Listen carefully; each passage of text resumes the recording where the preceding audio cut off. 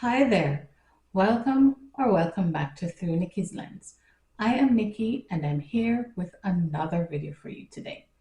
So many persons have been choosing to use the PR portal to apply for permanent residency, particularly through the non-express entry route.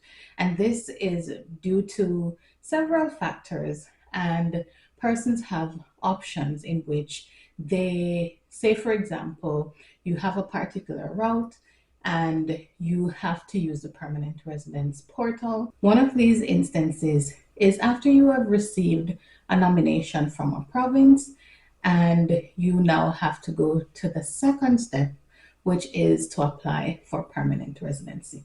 And the PR portal is the option. So I have several tips that I want to share with you today, just in case you are thinking of using the permanent residence portal.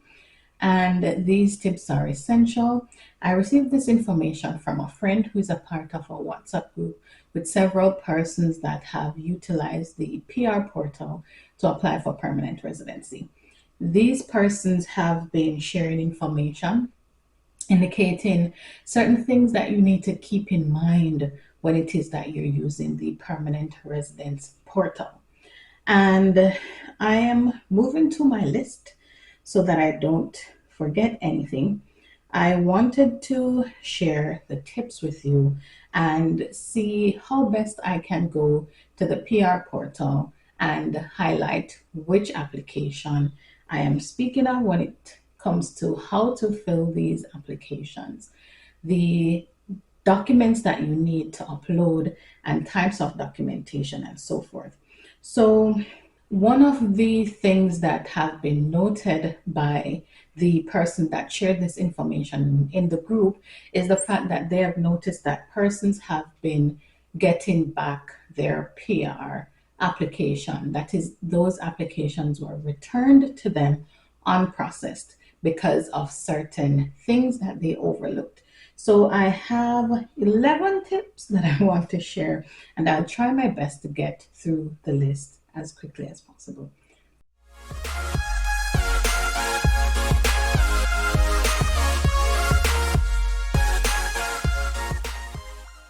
Let's get into the video.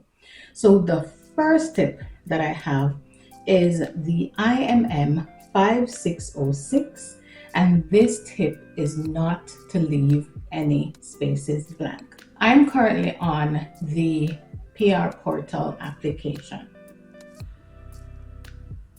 So let's find the IMM 5406 application and let's go to that.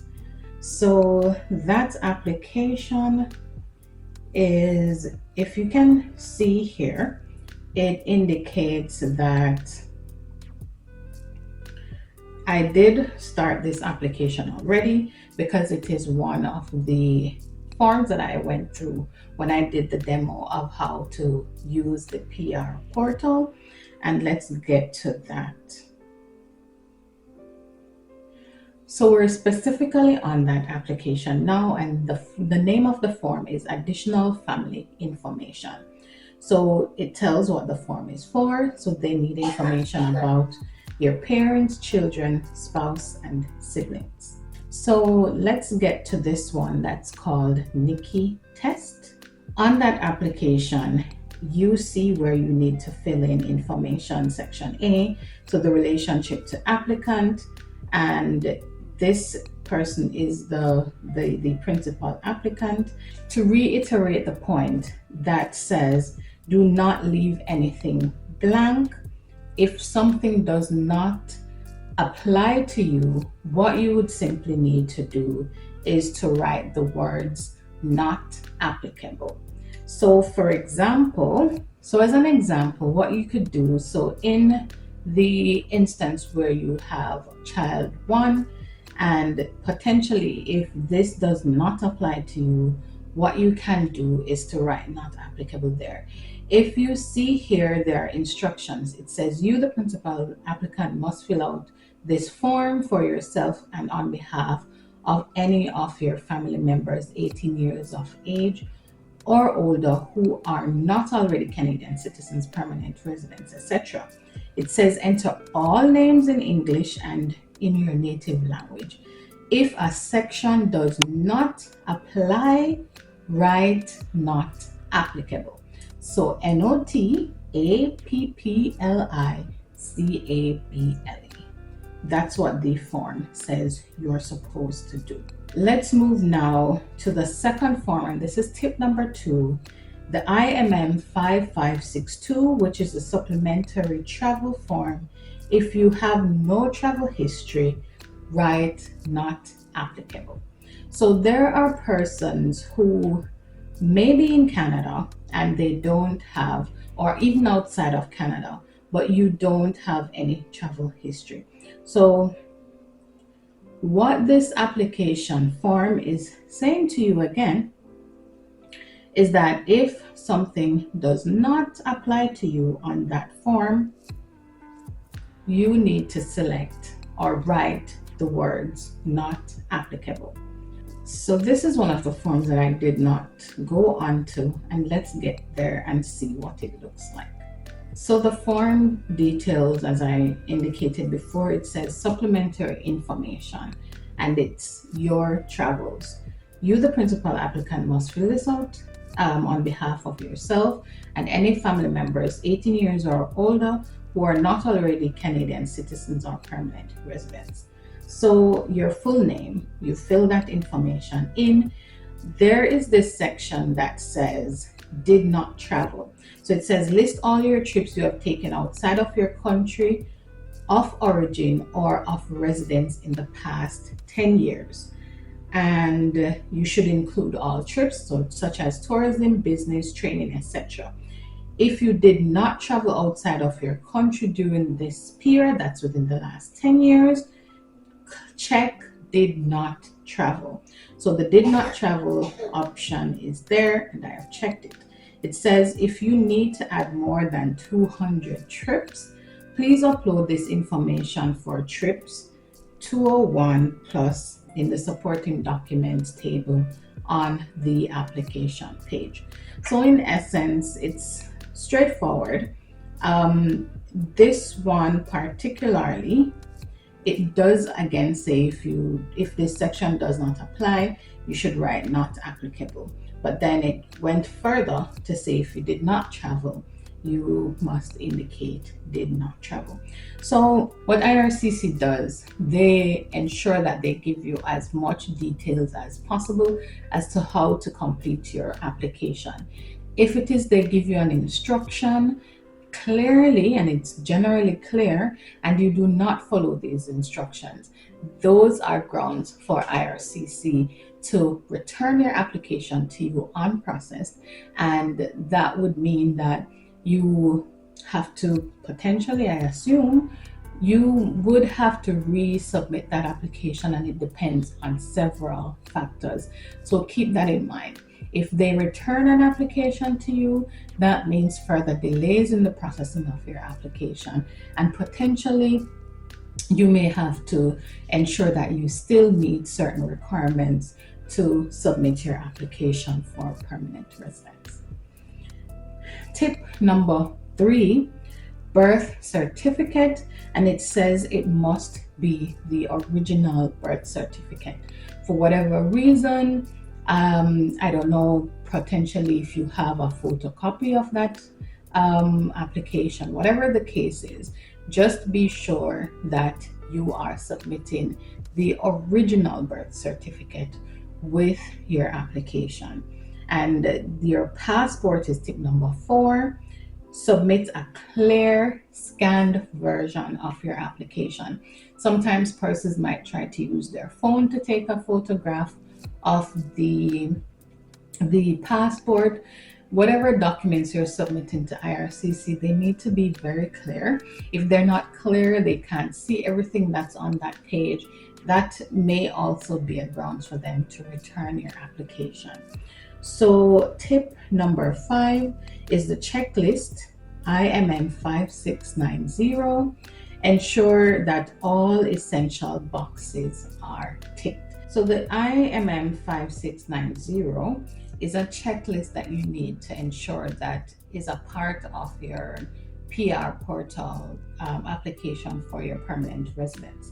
So when you are filling that form, ensure that every single part, every box that is essential to you and your application, that you tick them and you do not leave anything unchecked. Point number 6, which is Schedule 4, it says do not leave any blank spaces. So ensure that everything that you're completing in that form is actually like there is information. Ensure that there is information in every section of that form. It says do not leave any blank spaces, and that's exactly what it means. Fill out every single thing that you possibly can on that. So Schedule 4 is an economic class for provincial nominees, and this is a document that you actually have to download and ensure that you complete it. I will not do that part. I will not download it for the purposes of this video, but the tip here is to ensure that you do not leave any blank spaces. Tip number 7, IMN 008.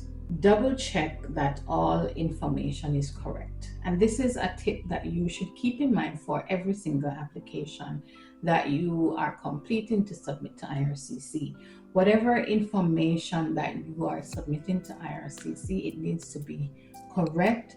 You should not falsify any information, create any information to put in your application to make your application any stronger or to ensure that you meet a particular requirement.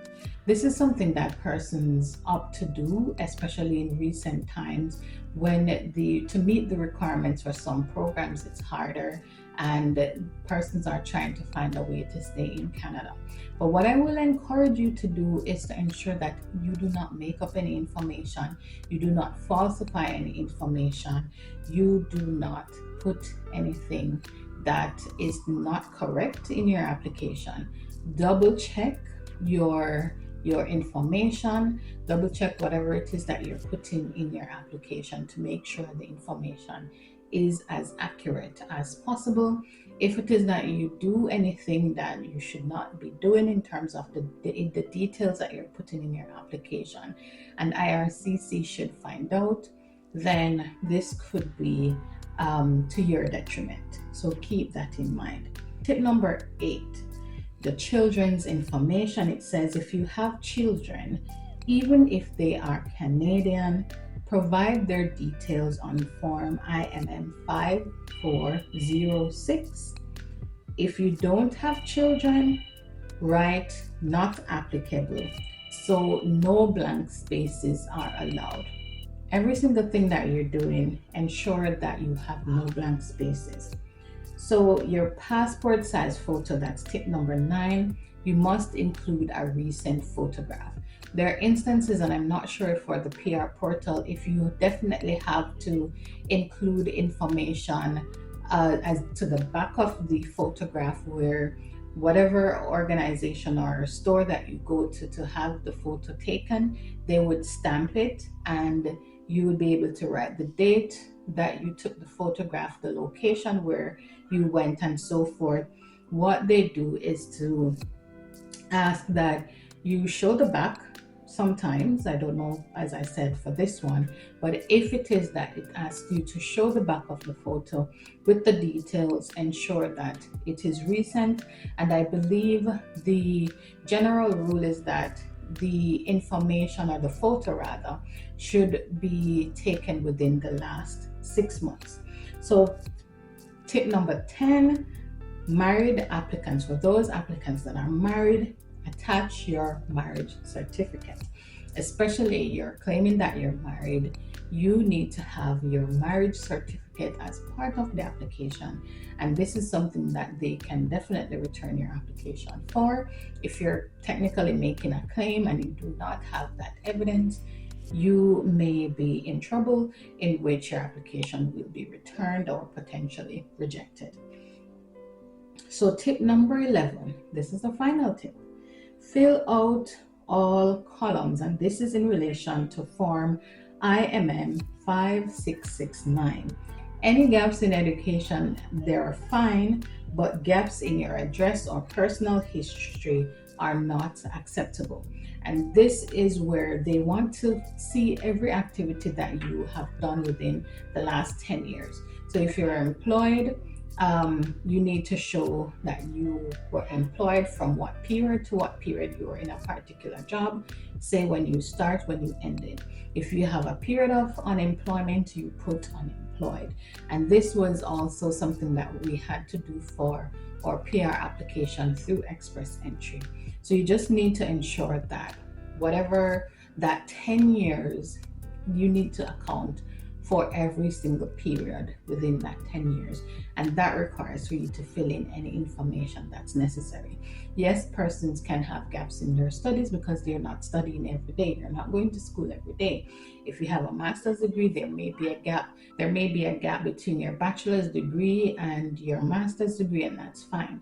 But if you're unemployed, if you're a student, whatever the case may be within that 10-year span, you need to put in that information. And just to reiterate, it says that for your address as well, you must have been living somewhere within the last 10 years. So you need to capture all those details. I want to thank you so much for sticking to the end of this video. Thank you so much for making it through Nikki's Lens, and I'll see you in my next video.